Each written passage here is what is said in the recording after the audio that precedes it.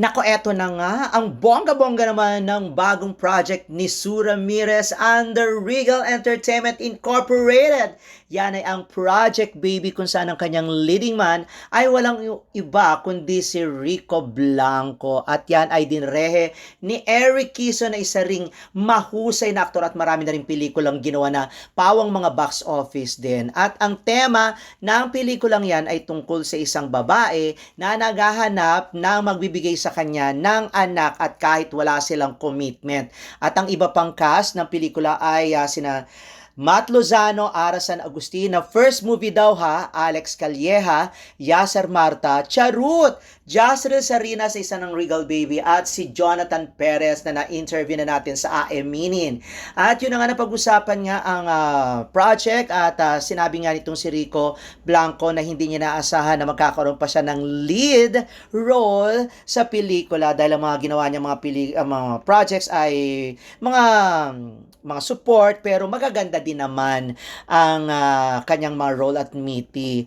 At syempre, hindi rin naman makapaniwala itong si Sue Ramirez na magkakaroon pa siya ng mga sunod-sunod na pelikula. Alam nyo, napakaswerte nitong si Suha sa dinami-dami ng marami rin namang mahuhusay ng mga artista pero hindi siya nawawala ng project at ang gaganda ng kanyang mga project. Katulad niyan, ang kanyang role dyan isang career woman, nagtatrabaho or may nagtatrabaho isang advertising company na siya yata ang may-ari at syempre ang gusto lang niya talaga ay magkaroon ng baby at kahit walang commitment o kahit walang jowa. At yung painting na yan ay kasama yan sa pelikula at merong touch dyan at merong inilagay dyan si Rico Blanco. So ang ganda nga, gusto ko nga sanang bilhin at o kaya arborin, kaya lang hindi naman pwede. At ito na nga, pinakilala sila dyan sa may Eastwood Cinema 6 ng Eastwood Mall. At yon, bago nagsimula ang press con, ganyan pinapakilala ang mga cast. At napakaganda talaga nung presentation na yan. At pati ang trailer ay nakakakilig at bagay na bagay si Sue at si Rico Blanco. Kaya nga kung di nga siguro may jowa itong si Sue at in love sa kanyang mabait na jowa at very responsible at loving na si Dominic Roque, baka naman nagkain laban sila ni Rico. Ay, pwede ba yon? Eh, di ba ex-to ni Maris na kaibigan ni Sue?